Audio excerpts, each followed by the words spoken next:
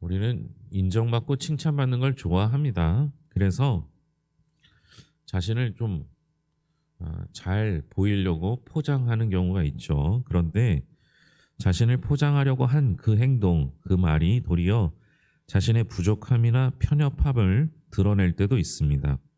오늘 말씀에 나온 율법 교사가 그러했죠. 자신이 얼마나 율법에 합당한 자인지 증명하려 시작한 말이 결국 자신의 한계를 드러내게 됩니다. 율법 교사가 예수님과 율법에 대해 이야기를 하는데요. 영생을 얻는 율법의 가르침은 무엇인지 27절 같이 읽겠습니다. 대답하여 이르되 내 마음을 다하며 목숨을 다하며 힘을 다하며 뜻을 다하여 주 너의 하나님을 사랑하고 또한 내 이웃을 내 자신같이 사랑하라 하였나이다. 영생을 얻는 율법의 가르침은 무엇입니까? 내 마음을 다하며 목숨을 다하며 힘을 다하며 뜻을 다하여 주 너의 하나님을 사랑하고 또한 내 이웃을 내 자신과 같이 사랑하라.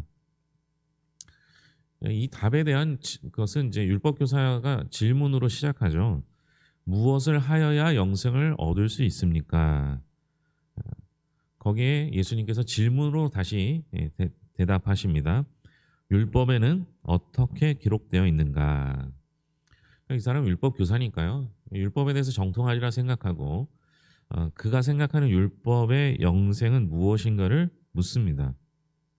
근데 여러분한테 한번 물어볼게요. 여러분은 영생을 어떻게 얻는다고 생각하십니까? 어떻게 해야 영생을 얻을 거라고 생각하십니까? 한번 속으로 생각해 보세요. 여러분 이 대답이 율법 교사가 한 대답이 정말 합당한 대답입니까? 우리한테 영생을 어떻게 하냐고 물으면 기본적인 대답이 뭐예요? 예수님을 믿어야지 구원받는 거죠. 예수님 믿어야지 영생을 얻는 거죠. 근데 이 율법 교사는 뭐라고 대답해요? 하나님을 사랑하고 이웃을 사랑하면 영생을 얻는다는 거예요. 여러분 그렇게 생각하세요? 하나님 사랑하고 이웃 사랑하면 영생이 얻을 거라고 생각하세요? 그런데 주님께서 뭐라고 대답하세요? 예, 그게 맞다고 얘기해요.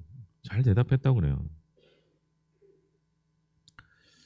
이 율법 교사는요. 신명기 6장 5절과 레위기 19장 18절을 결합해서 하나님의 사랑과 이웃 사랑 두 가지를 같이 이야기한 겁니다. 율법 교사가 그래도 괜찮은 사람은 율법을 통해서 무엇이 우리가 그리스도인이 지향해 나가야 할 점은 발견한 것 같아요. 그런데 그냥 예수님 잘 믿으면 하나님 말씀대로 살면 구원 얻습니다. 이러면 될 걸 가지고 좀 잘난 체를 한 거죠. 하나님을 사랑하고 이웃을 사랑하면 됩니다. 이렇게 이야기합니다. 그런데도 예수님은 그 대답이 옳다고 하시죠. 그러나 예수님은 거기서 끝나지 않습니다. 28절입니다. 28절 같이 읽겠습니다. 예수께서 이르시되 내 대답이 옳도다 이를 행하라 그러면 살리라 하시니. 율법의 가르침에 대해서 예수님은 이를 행하라 그러면 살리라 라고 대답하십니다. 율법 교사의 대답이 틀리지 않고 옳다라고 평가하십니다. 물론 여러분 이렇게 생각해 본 적이 없을 거예요. 이 율법 교사의 대답이 예수님이 옳다고 했으니까 그게 맞겠지 생각하셨을 거 아니에요. 그죠? 근데 영생을 어떻게 얻느냐라고 물어봤을 때 우리의 대답은 이렇게 대답할 수가 없어요. 기본적으로 예수님을 믿어야지 구원 얻는 게 우리의 일반적인 생각이잖아요. 그런데 이 율법 교사는 성경 전체를 흐르는 것을 이야기한 거예요. 성경 전체를 예전에 부흥 강사 목사님들이 이렇게 성경을 탁탁 털면 딱 한 글자가 떨어지면 뭐가 떨어진대요? 사랑. 사랑. 그런데 그 사랑을 조금 펴서 설명하면 뭐예요? 하나님을 사랑하고 이웃을 사랑하라. 그러니까 성경의 가르침을 명확하게 알고 있었다는 거에 칭찬받았다라고 생각합니다. 그런데 거기서 멈추지 않고 예수님께서 뭐라고 말씀하세요? 이를 행하라. 그러면 살리라. 영생을 얻는 비결은 하나님을 사랑하고 이웃을 사랑하는 걸로 아는 것에서 그치는 것이 아니라 그걸 행할 때 살게 된다 라고 이야기를 합니다. 그렇다면 주님께서 왜 이 이야기를 덧붙이셨을까요? 율법교사가 아는 건 많은데 하지 않은 거예요. 제대로 알지만 그 일을 하지 않았기 때문에 부정적인 평가 속에서 그 일을 말씀하십니다. 그런데 우리는요, 그 속뜻을 다 이해하지 못하고 옳도다라는 말에 칭찬이라고 여기고 이 율법 교사는 자신을 잘 나타내려고 하는 모습이 후에 나오죠. 이는 율법 교사가 율법에 정통했고 예수님의 칭찬을 받았기 때문에 자기는 성경을 잘 안다고 생각하기 때문에 이런 자만심에 빠지게 되는 겁니다. 여러분, 성경은요, 아는 데서 그치게 만들지 않습니다. 성경을 제대로 아는 사람은 성경 말씀대로 행하게 됩니다. 왜냐하면 성경이 뭐예요? 성경은 하나님의 말씀이고 하나님의 말씀은 운동력이 있기 때문에 말씀을 받은 자들은 그 운동력 있는 그것으로 인해 말씀을 행하게 되어 있습니다. 그러니까 율법 교사는 율법은 많이 알고 정통하게 알고 제대로 알았을지 모르지만 그것을 하지 못했던 거죠. 율법의 정수를 아는 건 하지만 아는 것과 행동하는 것의 차이를 언급하면서 이것을 실천하며 살아가라라고 강조하고 있는 겁니다. 우리도 머리로는 맞아, 이렇게 살아야지, 성경 말씀대로 살아야지 그렇게 생각하시잖아요. 그런데 어떻게 세상을 다 성경 말씀대로 살 수 있겠어? 이런 생각도 하시지 않습니까? 그런데 주님께서는 우리에게 원하시는 것은 성경을 많이 아는 것보다 아는 걸 그대로 실천하는 걸 원하고 계시다는 걸 기억했으면 좋겠습니다. 예수님은 사마리아인에게 선한 사마리아인의 비유를 율법 교사에게 설명하는데요. 이것도 역시 율법 교사가 먼저 질문을 통해서 이야기를 합니다.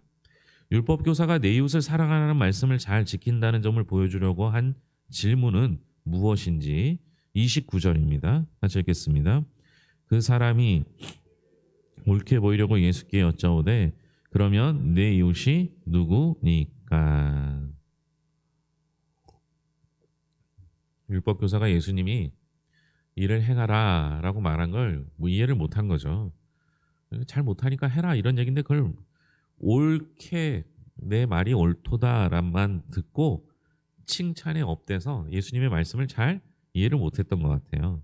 왜냐하면 자신을 옳게 보이려고, 그러니까 자신을 드러내기 위해서 예수님께 질문을 하죠.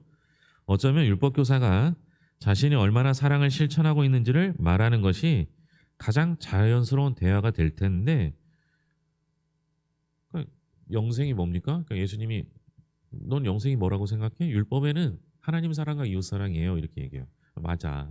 그런데 아는 데만 그치지 말고 해. 직접 해봐. 이렇게 설명하는 거예요.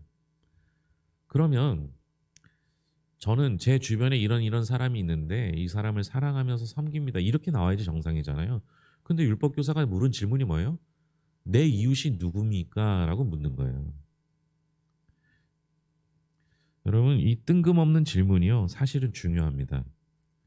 특히 누가복음에서는 가장 중요한 질문 중에 하나라고 볼 수 있습니다. 목축업을 주로 하던 시대의 이웃은 동료를 의미했습니다. 함께 일하는 사람인 친족 혹은 친구를 이웃이라고 생각했죠. 농경 사회에 와서도 비슷합니다. 그냥 끼리끼리 친구끼리 그렇게 하는 거죠. 특별히 유대인은 정결법에 따라서 부정하게 여기는 이들과는 함께 일하거나 근처에 살지 않았습니다. 그러니까 율법 교사가 보기에 이웃은 누구예요?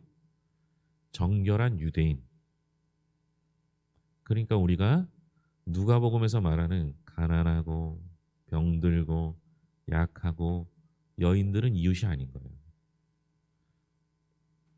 그러나 이 율법 교사가 자신을 옳게 보이려고 한 이웃에 대한 질문이 예수님께서 자신의 사역을 설명하는 사랑의 대상을 보여줄 수 있게 했던 거죠.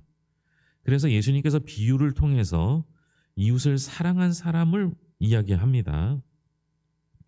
36절 37절입니다. 36, 37절까지 같이 읽겠습니다. 내 생각에는 이 세 사람 중에 누가 강도 만난 자의 이웃이 되겠느냐. 이르되 자비를 베푼 자니이다. 예수께서 이르시되 가서 너도 이와 같이 하라 하시니라. 어떤 사람이 이웃이라고요? 자비를 베푼 사람. 이 선한 사마리아인의 비유에 제사장, 레위인, 그다음에 선한 사마리아인 다 나와요. 이 내용은 여러분 잘 아시니까 굳이 언급하지 않아도 될 것 같아요. 근데 오늘 이 말씀 이렇게 끊어서 보면요, 다 이상해요. 영생이 뭐냐? 율법, 하나님 사랑, 이웃 사랑이에요. 우리가 생각하는 영생과 다르죠. 그러면 제가 이웃을 사랑합니다 이렇게 얘기해야 되는데 뭐라고 해요? 이웃이 누굽니까? 이렇게 물어봐요. 근데 예수님께서 비유로 얘기하세요. 이 비유를 말할 때 어떤 사람이 내 이웃이냐가 아니라 강도 만난 사람의 이웃이 누구냐고 물어봐요. 그쵸? 아니 성경에 그렇게 돼 있잖아요. 예수님께서 지금 이 율법 교사는 평상시 내 이웃이 누구냐고 물어보는 거예요. 그런데 예수님은 지금 무엇을 말해요? 강도 만난 자의 이웃이 누구냐고 얘기를 하는 거예요. 여러분 우리 평상시 주변에 여러분 다니면서 강도 만난 사람을 본 일이 있어요 없어요? 예? 보통 한 여기서 뭐 젊어봐야 40대고 나이 드시면 더 되셨지만 평생 동안 한 명 볼까 말까요? 안 그래요? 여러분 강도 만난 사람 만날 일이 있어요 없어요? 없죠. 별로 없어요. 그런데 왜 주님께서 강도 만난 자의 이웃을 이야기하셨을까요? 여러분 이게요. 그 당시 유대인들은요. 강도 만난 사람이 만약 피를 흘렸거나 부정하게 된 일을 했거나 이러면 강도 만난 사람을 피해가는 게 그들의 방법이었어요. 그러니까 오히려 도움이 필요한 사람을 이웃이라고 생각하지 않았던 거죠. 근데 주님은 뭐예요? 강도 만난 자의 이웃이 되어주는 사람이 진짜 이웃인데 그런데 그 세 부류를 이야기하면서 누구를 얘기해요? 제사장, 레위인, 사마리아인. 이건 말도 안 되는 얘기예요. 왜냐면요. 제사장과 레위인은 좀 비슷해요. 그죠? 근데 선한 이 사마리아인은 그들이 보기에는 이웃이 될 수 없는 사람이에요. 이웃도 되어주면 안 되고 이웃도 되어서는 안 되는 사람이 선한 사마리아예요. 그러니까 우리말로 하면 혼혈인이에요. 혼혈인. 그러니까 외국 그 외침이 많았기 때문에 혼혈로 외침을 당했을 때 혼혈과 그다음에 그 타협을 했던 종족이 사마리아인이에요. 그래서 이 사람들은요 사마리아인을 개처럼 취급해요. 그러니까 예를 들려면 한 부류를 더 끼워 넣든지, 그러니까 제사장, 레위인, 뭐 바리새인, 율법 교사, 뭐 아니면 그냥 일반 유대인 이 정도는 하고 사마리아인을 얘기해야 되는데 예수님께서는 제사장과 레위인 그리고 선한 사마리아인을 확 뛰어 넘어가요. 그리고 선한 사마리아인에게 이웃이 되어 주라고 하는 게 아니에요. 강도 만난 사람에게 누가 이웃이냐라는 거예요. 그랬더니 대답을 어떻게 해요? 율법교사가? 예? 이것도 이상하죠. 뭐라고 대답해야 돼요? 예, 사마리아인이라고 대답해야 돼요. 근데 그 입에서 사마리아인 얘기를 못 하는 거예요. 뭐라고 대답해요? 자비를 베푼 사람. 예수님께서는요. 강도 만난 사람에게 도움을 줄 사람이 이웃이라고 하고요. 그 이웃이 사마리아인이어도 이웃이 된다는 걸로 이야기하는 거예요. 그러니까 도와주지 말아야 될 피 흘린 사람, 특히 제사장은요. 피에 가까이 갈 수 없거든요. 그러니까 도움이 필요한 사람에게 도움을 주는 사람이 이웃이 되는 거예요. 우리 주변에 강도 만난 사람 보기 어려워요. 그렇죠? 그런데 여러분 주변에 도움을 받아야 될 사람은 있어요, 없어요? 엄청 많죠. 그런데 도움이 필요한 사람에게 불쌍한 마음이 들어 그를 도와주는 사람이 진짜 이웃이 되는 거예요. 제가 주일날 이 말씀을 하려고 이제 여러 번 이제 책도 보고 설교집도 보고 유튜브도 들었는데요. 어떤 분이 이러더라고요. 여러분 이런 선한 사마리안 될 수 있어요, 없어요? 이렇게 하실 수 있어요, 없어요? 예? 그분 얘기로는 이건 너무 오버하는 거라는 거예요.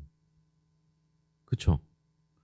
아니 그냥 이렇게 도와주는 것도 괜찮은데 자기 짐승에 태워서 가서 정성껏 치료해주고 다음날 돈 내면서 또 하고 만약 그래도 안 되면 올 때 또 주겠다고 하고 여러분 이게 너무 과하다는 거예요. 그죠? 여러분 지나가다가 도움이 필요한 사람한테 어떻게 해요? 이렇게 과하게 하세요? 하신 적 있으세요? 예? 우리 교회도 하실 분은 있는 것 같아요. 과하게. 근데 제가 봤을 때는요. 여기서 선한 사마리안이 비유하는 분은 예수님이라는 생각이 들더라고요. 예수님이니까 이렇게 하죠. 그러면 누가 강도 만난 자의 이웃이냐라고 했을 때 예수님이 선한 사마리안이 되면 강도 만난 사람 누구겠어요? 나요, 나. 도움이 필요한 사람. 그때 우리 주님은 어떻게 하시겠다는 거예요? 예? 내가 도움이 필요한 것보다 더 과하게, 더 풍성히, 더 넉넉히 우리에게 도움을 주시겠다라는 거예요. 한마디로 바꾸면 주님은 우리의 이웃이 되어 주시겠다라는 겁니다. 주님은 이웃의 범위를 넓혀 주셨어요. 우리까지 도움이 필요하고 부정하고 불결하던 우리까지 이웃의 범위를 넓혀 주시고 친히 이웃이 되어 주셔서 우리를 고쳐 주시겠다라고 말씀하고 계십니다. 마르다와 마리아와 얘기가 이어서 나와요. 마르다는 자신을 돕지 않는 동생 마리아를 못마땅해 했습니다. 이건 저는 이해가 잘 되더라고요. 첫째, 둘째는요. 둘째는 꼭 이래요. 그쵸? 첫째는 어떻게 해요? 책임감이 강해서 뭐든지 열심히 해요. 근데 동생들은 어때요? 뺀질뺀질거리고 엄마 옆에 앉아있고 뭐 이렇게 하지 않습니까? 제가 그랬다는 얘기입니다. 제가 둘째니까 그죠? 근데 예수님이 이에 대해서 뭐라고 하시는지 42절입니다. 42절 같이 읽겠습니다. 몇 가지만 하든지 혹은 한 가지만이라도 족하니라. 마리아는 이 좋은 편을 태약하였으니 빼앗기지 아니하리라 하시니라. 마리아는 이 좋은 편을 택했으니 빼앗기지 아니하리라 이렇게 이야기를 해요. 여러분 여기서 오해하지 말아야 되는 게 뭐냐면 마리아는 칭찬 받았어요, 안 받았어요? 예? 그러니까 뉘앙스는 마리아는 좋게 보신 거예요, 주님께서. 그럼 마르다는 어땠어요? 칭찬받았어요, 책망받았어요? 우리가 흔히 하는 오해 뭐예요? 마르다는 책망받았다고 생각해요. 어디에도 없어요. 마르다에게 한 말은 뭐예요? 예? 마리아는 좋은 편을 택했어요. 마르다는 자기가 해야 할 일을 택했어요. 그러면 제가 예전에 이제 부목사 때 전임 전사 때인데요. 제가 모시던 목사님이 가면은 신방 가면 열심히 밥 준비하고 이러면 꼭 이 말씀을 하셨어요. 듣기 얼마나 민망한지 모르겠어요. 여러분 마르다가요. 만약 열심히 식사 준비를 해서 주님께 기쁜 마음으로 대접했으면 칭찬받았을까요? 책망받았을까요? 저는 칭찬받았을 거라고 생각해요. 자기가 좋은 일, 주님을 대접하는 것도 좋은 일, 주님을 말씀을 듣는 것도 좋은 일, 기쁨으로 그 일을 감당하면 되는 거예요. 뭐 얼마나 예? 예수님 말씀을 잘 그러야만 주님께서 기뻐하실 것 같아요? 예? 여러분 자녀가 여러 명 있는 경우는 알 거 아니에요.